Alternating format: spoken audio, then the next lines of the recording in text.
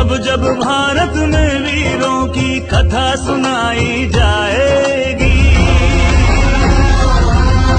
जब जब भारत में वीरों की कथा सुनाई जाएगी, रेजांगला की गौरव गाथा सबसे पहले आएगी।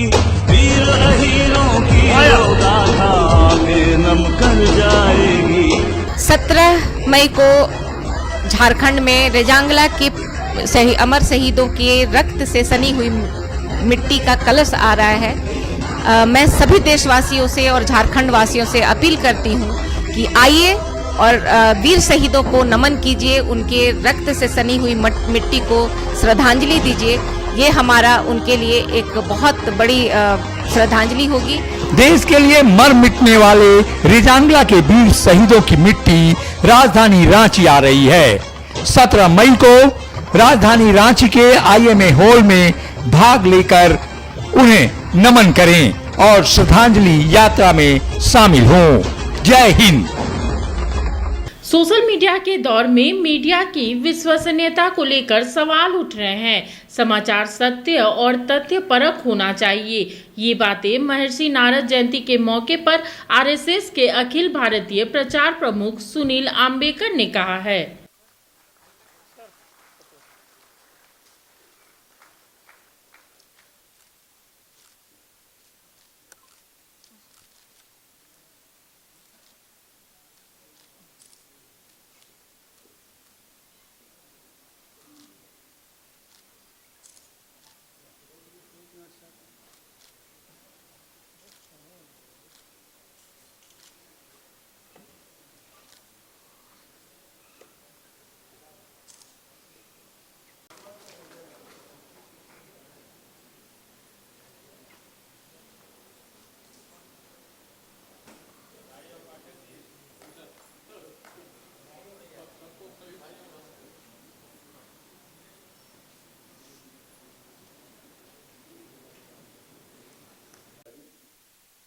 यहाँ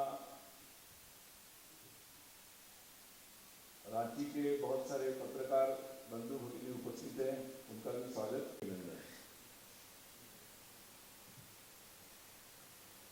आज विशेषकर हमने जिनको सम्मानित किया,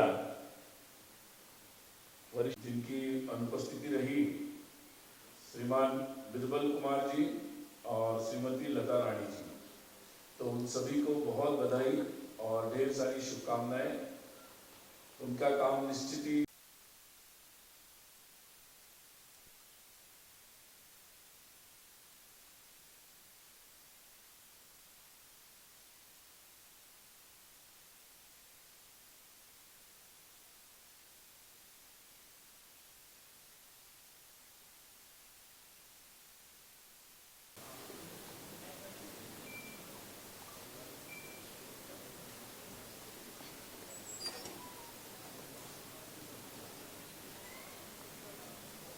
चाहूंगी।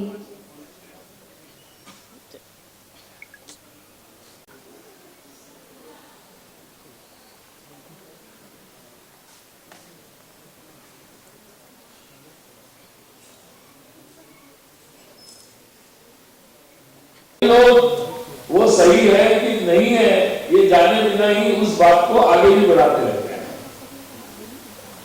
तो ये बात कि जब जमाना चल रहा है तब देवर्षि नारद मुनि का स्मरण बहुत महत्वपूर्ण है कि समाचार को निश्चित रूप से इधर से उधर लेने जाने चाहिए। और अभी केवल वो पत्रकारों तक सीमित नहीं है आज के जमाने में बात, क्योंकि हम सबके हाथ में मोबाइल आया है, ऐसा एक शस्त्र इंटरनेट का कि हम सब उसके अंग बन गए हैं। और इस कारण से नारद मुनि जी के महत्वपूर्ण बातें उनकी कौन सी है, तो वो उसके पीछे एक सकारात्मक उद्देश्य है। ये सबसे महत्वपूर्ण बात है कि उनकी सारी बातों में एक सकारात्मक उद्देश्य है, जो आज की हमारी इस युग में भी केवल पत्रकारिता नहीं, हम सब के लिए बहुत ही महत्वपूर्ण बात है कि उद्देश्य कंस्ट्रक्टिव सकारात्मक होना आवश्यक है। दूसरी बात तथ्यात्मक होनी चाहिए। अभी अभी हम लोग एक दुखद और सुखद घटना के अनुभव से पिछले कुछ दिनों से चल रहे हैं। पहलगाम में अपने हिंदू यात्रियों को नाम पूछ कर उन पर आक्रमण हुआ, हत्या हुई। एक आतंक का ऐसा एक घिनौना खेल हम लोगों ने देखा, अनुभव किया हमने पूरे देश ने अनुभव किया। और उसके पश्चात हमारे भारत की केंद्र सरकार ने,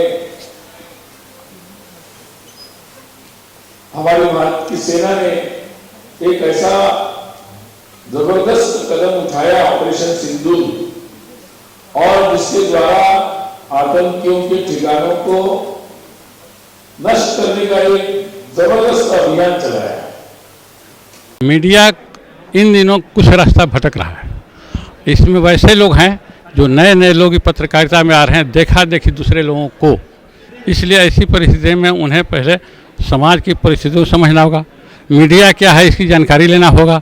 और मीडिया ऐसी चीज़ है, महात्मा गांधी ने कहा था कि जिस प्रकार से बाढ़ का पानी अनियंत्रित होकर के विनाश की ओर ले जाता है, उसी प्रकार से पत्रकारिता में लेखनी की जो ताकत है अगर अनियंत्रित हो गई तो उल्टे रास्ता बदल देता है।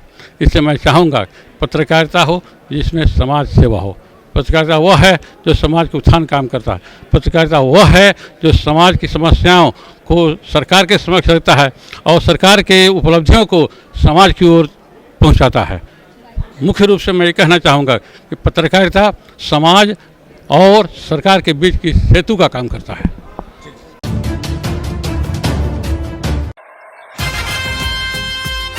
लाएंगे अखिलेश इस बार पीढ़ी सरकार, लाएंगे अखिलेश इस बार पीढ़ी सरकार। हमारे माननीय राष्ट्रीय अध्यक्ष जी को विचारों को, समाजवादी पार्टी को विचार को मानते हुए हमारे पार्टी में आए और माननीय राष्ट्रीय अध्यक्ष जी को विचारधारा को और उनका सारे आंदोलन को देखते हुए जुटे।